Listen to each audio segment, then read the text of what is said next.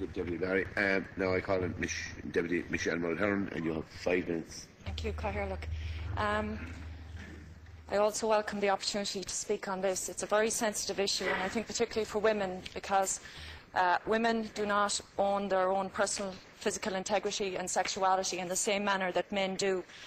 So it's an issue that has to be handled with care. And I would see the introduction of this bill not only as premature, but unfortunately as serving not to enhance any debate, but to just sort of rehash traditional entrenchments of positions of people. And I don't think, as I say, I believe it's immature, because as a country that has been dogged by this issue for years and decades, waiting until the expert group report back would have been more helpful and would allow dialogue across the board and not just among us politicians here in a chamber. It is a tough issue, and when one thinks about it immediately, one thinks about actually the people who are affected and the 4,500 women who feel that they have to travel to the UK to undergo termination procedures. And these people are people we represent as well, and it's not them and us.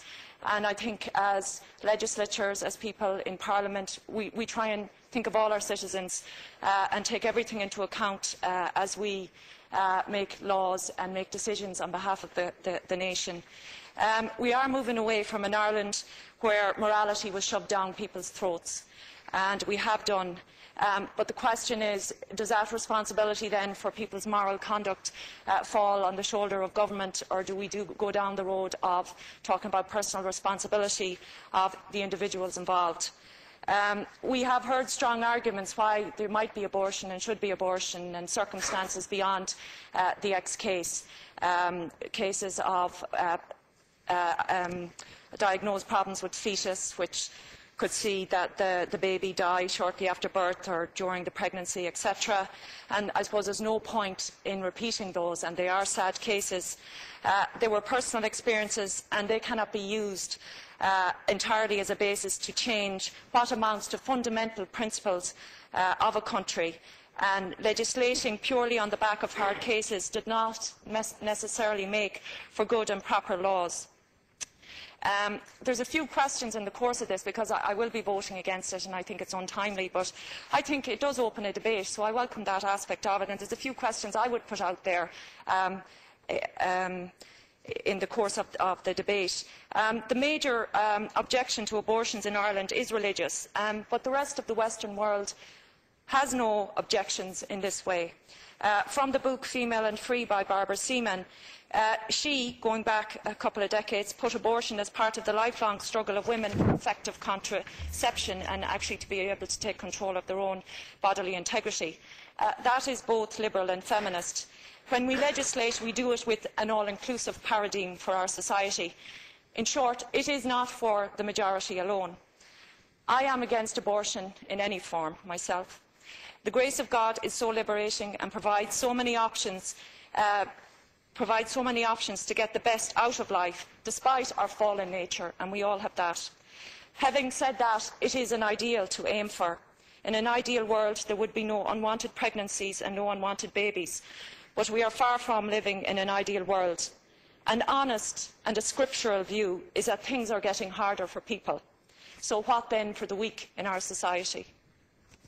The Western or First World is championing a freer and autonomous society. The freer and more autonomous people become, the more responsibility they assume for their lives. They exercise that freedom by rejecting authority that seeks to nanny them.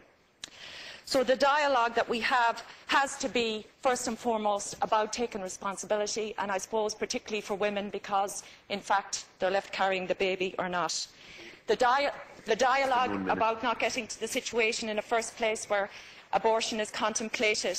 In fairness, in this day and age, nobody should be having unsafe sex with AIDS and all the sexually transmitted diseases and all we know about this, and that has to be questioned as well. How well and how much are we respecting our own lives and our own bodies in the process?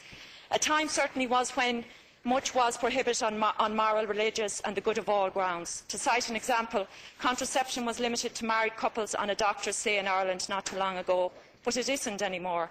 It is hard to believe that not so long ago, notwithstanding our knowledge of the rise of AIDS and other sexually transmitted diseases, it was illegal to sell condoms from a vending machine to encourage safe sex. However, we did change the law. So what actually changed in our society that allowed us to get to that point where we would change the law? And moreover, how destructive was that change, if at all? Because these were foundations of our religious beliefs in the past. Homosexuality is yet another example of this. Perhaps like the rest, the Irish, like the rest of the world, is maturing to the point that they can be trusted with freedom of choice. In fact, after divorce became legal, marriage still remains very popular in Ireland and throughout the world and in the USA and so on. It could be argued that when people are free to abort, then they will fight harder to keep their unborn babies by choice. They will value their pregnancies. For those who don't, and I believe them a minority, they will be free to choose what to do with no legal pressure. In other words, any piece of legislation will not make a good Catholic choose abortion against her conscience. I'm wrapping up. One last point. Abortion as murder, therefore sin, which is the religious argument, is no more sinful from a scriptural point of view than all other sins we don't legislate against, like greed, hate and fornication. The latter, being fornication, I would say is probably the single most likely cause of unwanted pregnancies in this country. But at the end of the day, it is the nature of religion to fuss over appearances above the truth and the inner state of the person. Thank you. Corcoran, Kennedy and